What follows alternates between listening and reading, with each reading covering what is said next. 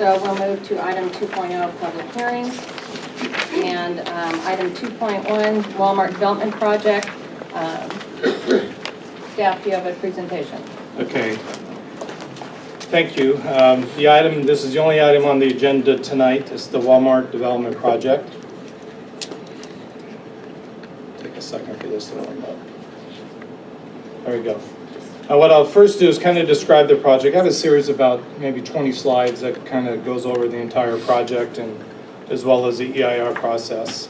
The proposed project includes certification of an EIR with a statement of overriding considerations and mitigation monitoring and reporting program that changes zone from rural residential to CPS, scenic highway commercial, to allow the use, as well as a conditional use permit to allow alcohol sales, and a plot plan for the development of the 185,000 square foot retail building with a 7,800 square foot building that's out off of Monte Vista and Bundy Canyon. This is an aerial photo, kind of shows the site. I think everyone's pretty familiar with the site. We have Bundy Canyon here, I-15, and then Monte Vista Drive here. This shows the general plan land use. So the general plan is already commercial retail, so the zone change to CPS is the most appropriate for the commercial retail, and you can see the other areas in red are also general planned for commercial uses, and then we have our residential uses outside of that, and of course Elsinore High School. This shows the zoning, which is currently, like I said, RR. The adjacent site where the Shell station is a C1CP, so we have other C1CP categories, CPS across the freeway, and then where the ARCO station and subway is going is right in there. So in terms of the CEQA EIR process, I'm going to turn it over to our CEQA manager, Mark Teague, and he's going to go through a series of comments and slides about the EIR process. So Mark, if you could take it over. Thank you, Matt. My name is Mark Teague. I work with the city, and I'm the one that reviewed the EIR on behalf of the city, made comments.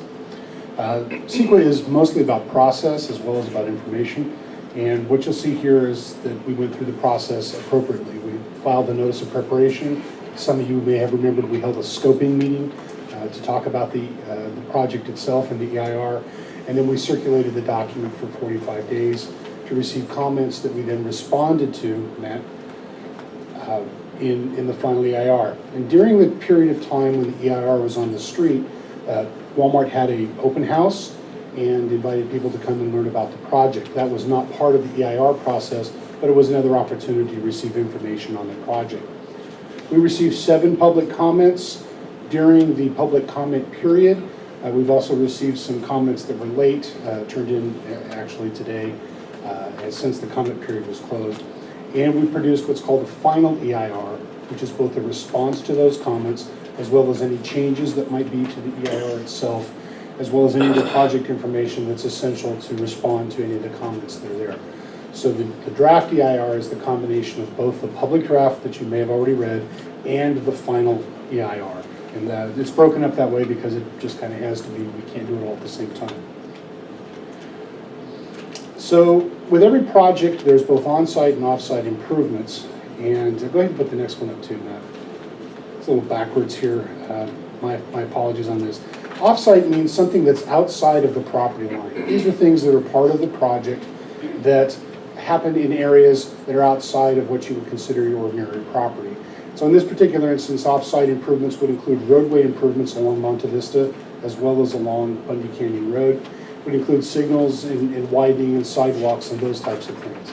On-site improvements would include the Walmart, which is the large single box tenant, as well as approximately 7,800 square feet of additional retail space that doesn't have a tenant identified. The parking lot, the landscaping, entry treatments, all of those things that are included within the property we consider on-site improvements.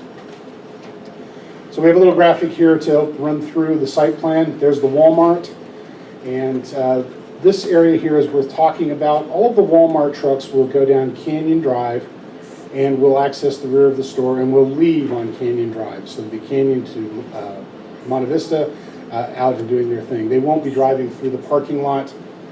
They will be staying at the rear. There may be other delivery trucks associated with the retail, but those are expected to be smaller. They're not going to be the big semis that you typically see for delivery. And you can see the loading areas there. I apologize for the color contrast. They're the orange blob squares at the bottom of the building. And as I said before, the trucks will access and leave from the same route. Matt? That's the location of the other retail. You'll note that it's up by the corner. You'll also note that there's a slope. Bundy Canyon is a little bit above this property, and so there's a slope that's behind that building. That building, the parking lot, and the entire project is actually below Bundy Canyon Road. These are storm drainage basins, storm drainage and water quality basins. They're designed to take runoff from the property and ensure that it meets all of the state and federal regulations. These are entry treatments within the EIR itself and within the development plans proposed for the project. You'll note that they have entry treatments at each of the drives and a major entry statement that Matt will show you later, that at the intersection of Bundy Canyon Drive and Monte Vista. These are signals. I know it's not a big deal to you guys, but traffic guys like me get excited about signals, and there they are. The EIR evaluated all of the issues associated with Appendix G that we would ordinarily evaluate for any project in the city of Wildomar. The mitigation measures are included for all of the topics that you see on this particular summary slide: air quality, noise, hydrology, biological resources, cultural resources, and geotechnical and soils. There's nothing unusual about the mitigation for the project as a whole, and these would be mitigation measures associated with impacts that we would reasonably expect on any project, regardless of the applicant. So for example, air quality includes dust control, noise would include staging, and would include times of operation or construction.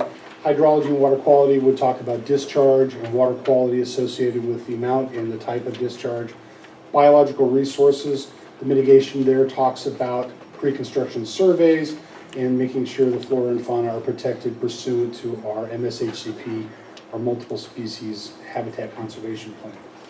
Cultural resources, if we inadvertently discover a cultural resource, it provides a process for dealing with those resources. And geo and soils is engineering to make sure that the building is sound and all of the improvements are adequate. Probably the single largest area of mitigation associated with the project has to do with transportation improvements. As you might imagine, a large project such as this generates the demand for traffic. And the traffic travels through our existing streets and intersections and has an impact. The closer to the store that you get, those impacts are greater because that's where everybody's concentrating to go to and from the facility. As you move further out from the store, the impact becomes less and less. And the criteria, the threshold that we use is 50 p.m. trips, which is based on typically state usage and county usage for the types of intersections that we study. So there will be a proportionate impact, or an impact proportionate to the amount of traffic in each of the intersections listed here and in the EIR. That doesn't mean that they're going to be building all of these things. It's just that in some cases they create enough of an impact to warrant paying a portion of fixing the problem, or they will create an impact in the future and they're a part of the solution of that. That type of parsing of the impact is common in CEQA because we are under the admonition that we can't require them to fix an existing failing intersection. We're prohibited from doing that because this all looks forward, and they have to pay a reasonable share. There has to be a rough proportionality between the solution and the requirement for them to deal with it. So there's a lot of nuance that goes into how these things are done because there are state law and court decisions that we have to comply with. Mark, I'll just add too, I believe there are 39 traffic mitigation measures in the EIR. Yes, and each one of them is slightly different. It talks about signals in different locations. It talks about ramp improvements. Some of these are included in regional transportation plans. Some are included in the city's development impact fee program, and some aren't. And those are all listed in the EIR, and they're required to pay their pro-rata share of each of the impacts. Even with the mitigation suite that is in the EIR and with all of the other discussion that's occurred, there are still 3 areas where it's almost impossible for us to to get below a level of significance. Those would include traffic, air quality, and noise. And I'll briefly discuss how that gets there. The traffic impacts are associated with the fact that some of the places we need to do improvements, the city doesn't have jurisdiction. Those would be things like the freeway on-ramps and off-ramps. They would be places that might be in another jurisdiction, a right-of-way that isn't owned, and areas that aren't within the city's singular ability to cause the improvement to occur. And in those instances, it's industry practice to assume that they will not occur. Even though the mitigation is still required, even though they will still participate, the city has to assume, and the EIR assumes, that it might not happen. As a net result, we call that a significant and unavoidable impact. And in this instance, we believe that even if we had the money to do all of the freeway improvements ever that were needed, we don't have jurisdiction. We still have to get Caltrans to do it, and that's another hurdle the city has no control over. So we can't unequivocally say we've solved the problem. We've got the solutions in there, but we don't have all of the jurisdiction. Under air quality, we have some impacts that exceed thresholds. That's pretty standard for these types of projects. And under noise, this is a construction impact that would be temporary, and the impact would go away once the construction is complete. The state law allows us to approve a project even if it has these types of impacts, as long as we make a statement of overriding considerations. And what that means for this project and for other projects is that the commission and the city council are allowed to weigh the benefits of the project against the potential impacts associated and identified in the EIR. And if they find that the benefits of the project outweigh the environmental impacts that have been identified as significant and unavoidable, then they are clear to approve the project. In this particular instance, there are findings for each of these impacts and recommended findings for override as part of the Planning Commission staff report. All right, thank you, Mark. I appreciate that. That was a great explanation. What I'm going to go through is a series of slides just analyzing the proposal. As I mentioned in the beginning, that there is a proposed change of zone from rural residential to CPS. The CPS zone allows for a retail market such as Walmart, in addition to the smaller retail building, obviously, as well as other retail stores. The zoning designation is consistent with the general plan land use designation of commercial retail, and that was one of the findings made with the change of zone. It's also intended to provide for commercial retail uses at a neighborhood, community, and regional level. Obviously, this project will accommodate all three of those. And then, of course, staff is recommending, as noted in the staff report, that the commission recommend city council approval to change the zone as proposed. With regard to the conditional use permit, they are applying for a conditional use permit for alcohol sales. This is an off-premise type 21 ABC license. Off-premise consumption means you buy on site, you take it home, and do what you got to do. And then the request, as proposed, meets the findings and provisions of section 17248 of our zoning ordinance that talks about alcohol sales. So there are findings that are listed in the staff report, very detailed, supporting the conditional use permit.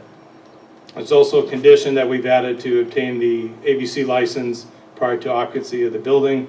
The applicant is aware of that, and we'll be working on that in the future. So in terms of this conditional use permit, staff is recommending the commission recommend city council approval of the CUP as proposed with conditions. On the plot plan, this is the application that develops a site, shows the building layout, elevations, landscaping, parking, you name it. So the plot plan, as we mentioned, is for 185,000 square foot building with architectural elevations. It includes a 7,800 square foot smaller building. We do not have any elevations at this time. There is a condition that requires a plot plan approval, minor plot plan approval, prior to any construction going on that outbuilding. And that is to ensure that whatever building is designed will be consistent with the design of the Walmart building. There are full parking, landscaping, and signage improvements, as well as full street improvements, as we've mentioned.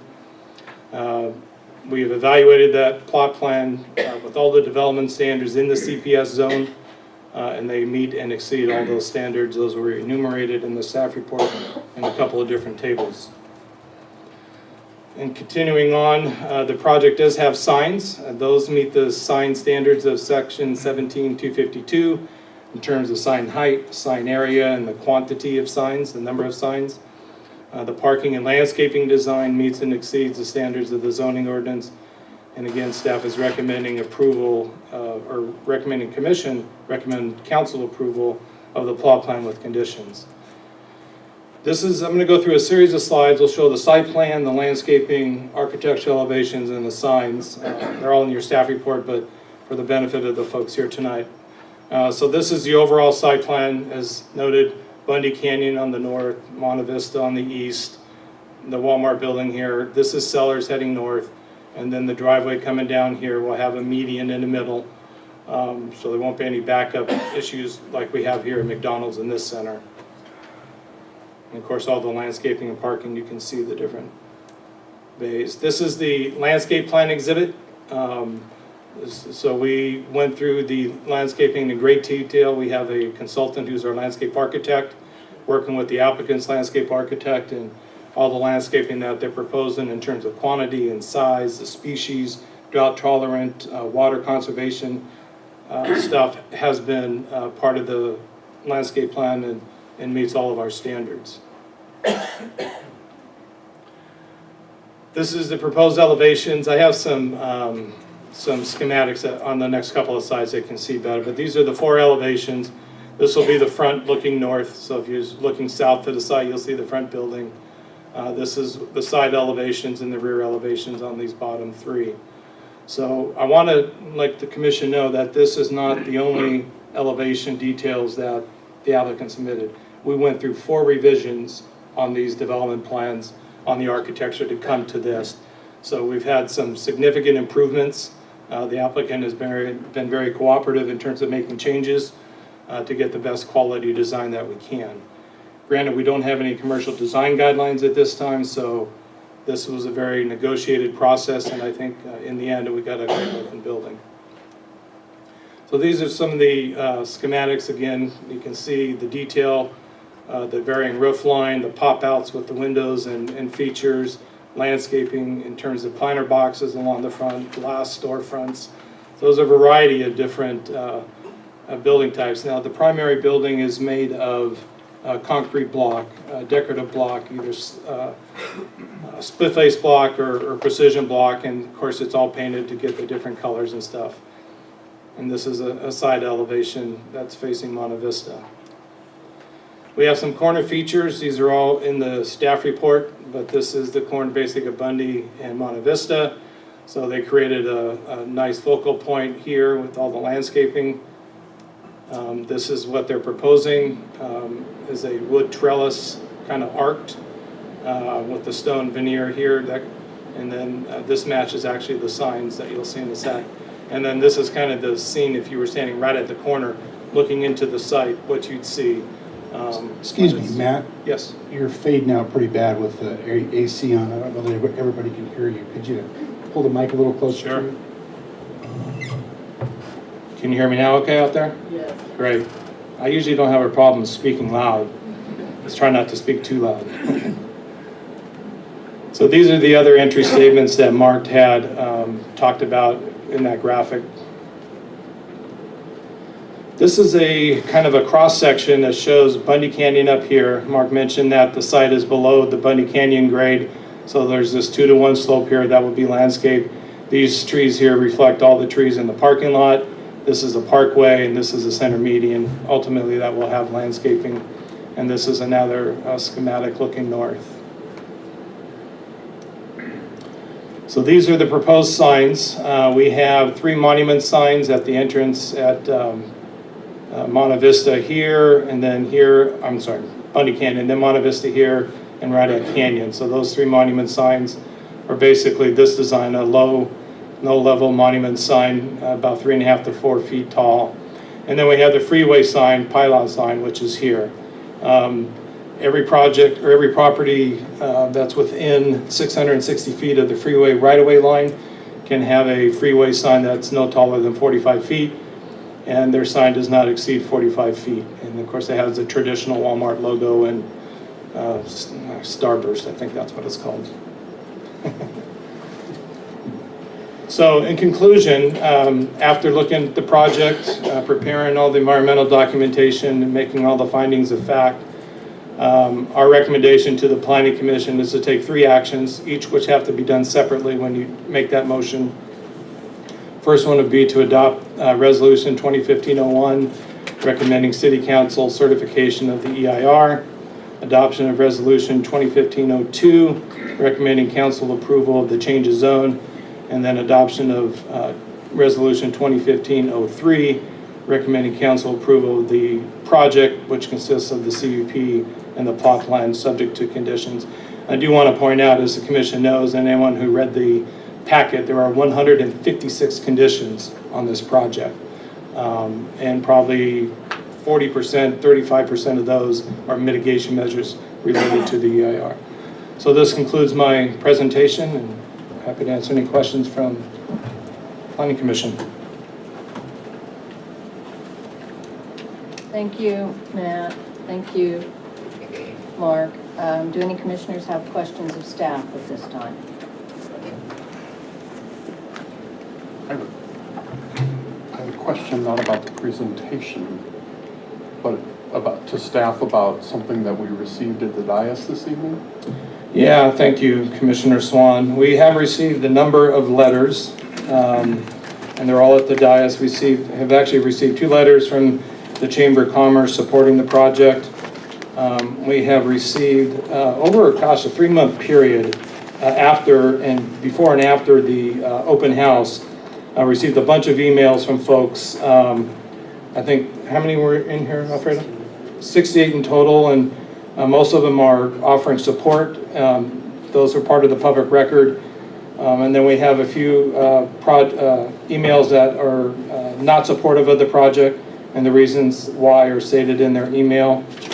And then lastly, we just received a letter today from Ray Johnson and the Alliance for Intelligent Planning that is commenting about the EIR. So we'll put that all into the public record. I guess my question refers to Mr. Johnson's letter, and I guess I have to direct it to council.